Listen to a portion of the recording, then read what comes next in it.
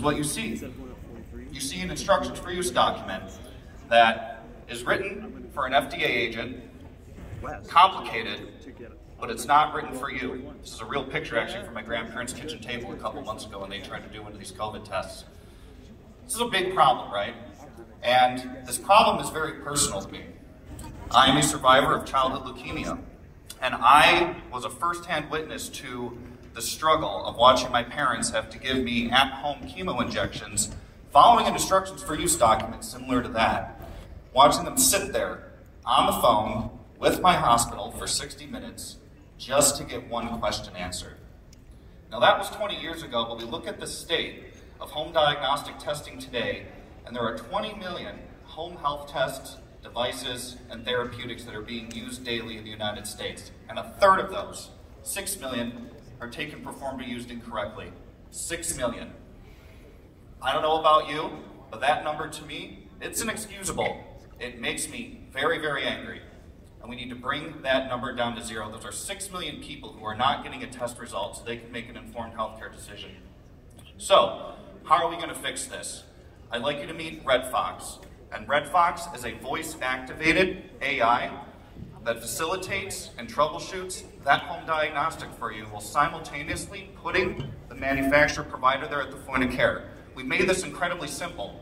All you have to do is scan the barcode on the test kit, a web interface opens, and you now are talking to the application as it facilitates the whole process for you and answering any questions and troubleshooting, making sure you know what you're doing the entire time. So who wins here? Of course, the manufacturer provider, we help them realize a lot of additional revenue through increased compliance, and we can reduce customer support costs. Of course, payers, right? So it's a lot cheaper to have a patient perform a diagnostic at home, get the result, versus going into the hospital. So we help them save a lot there. But most importantly is the patient, right? And there's a lot of intangible value here for patients. But I think one great reliever for me is throughout this journey, having talked with a lot of folks, other startup founders I know who are in the LGBTQ plus community, which I am a part of, and other BIPOC founders, who when I tell them what we do are like, Nick, I have been involved in this community and know how hard accessing diagnostics is in an easy-to-use way, and you guys are bringing that to the table. So we look at our market rate, 135.3 billion, making our accessible market of just home diagnostic tests 5.42 billion, so a huge market we can grow into. We have a very simple revenue model, right? So a one-time setup and configuration fee, and then really monthly SaaS and monthly tolling. But this model allows us to really grow along with the manufacturers we work with who are running thousands of different diagnostic tests per day. So when we look at our target customer, right, we sell to the home diagnostics provider or manufacturer. And right now we're focusing specifically on over-the-counter, occupational and insurance, and of course physician-prescribed tests like Cologuard. So we've had a lot of great traction over the last 2 years. Specifically, we were able to raise $50,000 from investors last year, which enabled us to close on our first customer in April, a $500,000 deal that is huge for us, that ultimately has allowed us to open up conversations with a company like Exact Sciences and Let's Get Checked. So we're really excited and pleased to see the growth that we've had to date. And really our growth strategy is 3 simple steps. Really develop a solid inbound sales and marketing apparatus, which ultimately will allow us to tap into some small and medium-sized providers and businesses. That third will allow us to scale into more of the larger enterprise customers so we can really provide the solution for them that their patients desperately need. So I'm proud to work alongside my co-founder, Brett Brooks, who brings a ton of technical experience to the table. But today I'm very excited to announce we have hired our first Chief Revenue Officer, Dustin Frank, who has 15 plus years of experience in MedTech. We actually stole him from Medtronic. He believes in this so much and sees the vision that we can execute on. He was willing to come to us to work with us to make this happen.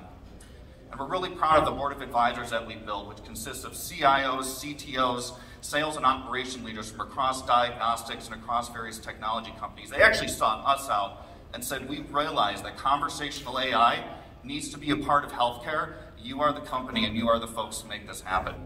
So really, what are we looking for? Well, right now we're raising $500,000 for 15 months to really help bring us to that next level. But any funds that we get today at Summerfest Tech is really going to expedite that so we can continue to push forward with this mission to help patients when they need it most. So really, I'm just honored to be here to share what we're doing at REDFOX AI. And I think all of us in this room, because we're all patients, really can benefit and be a part of this solution. So thank you so much.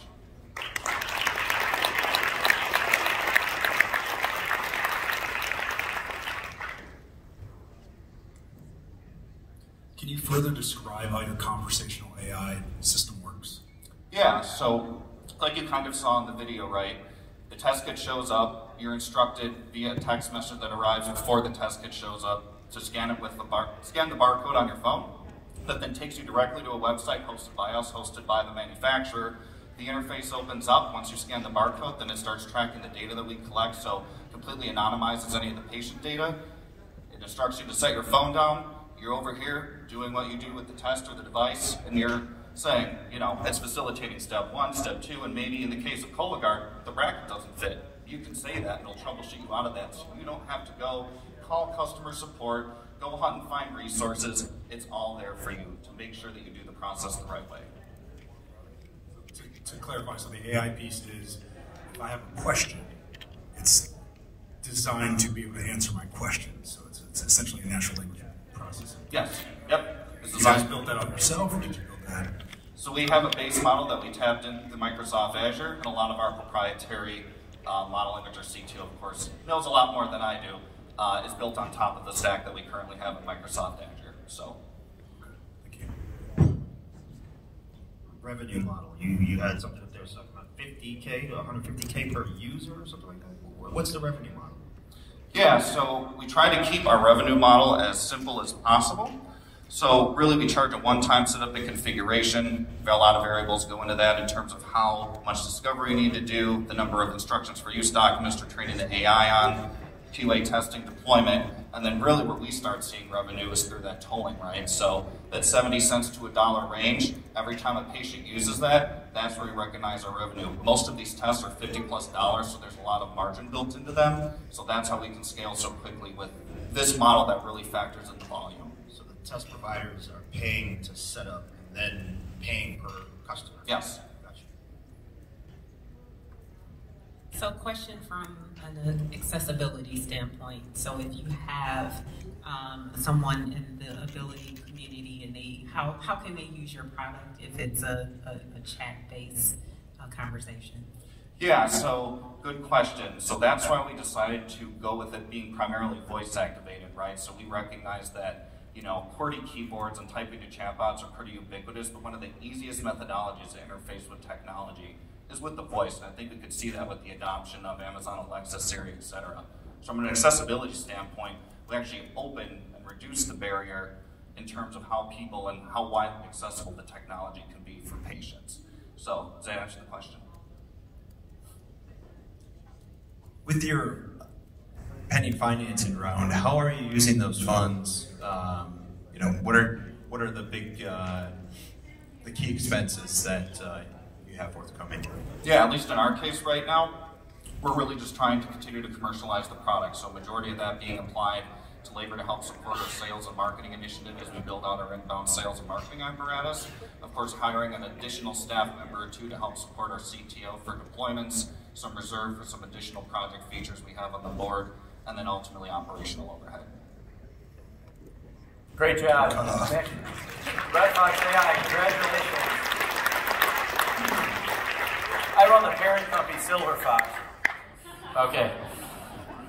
We're getting there, we're getting there. Come on. Okay, that was all right, fine, I'll give you some credit.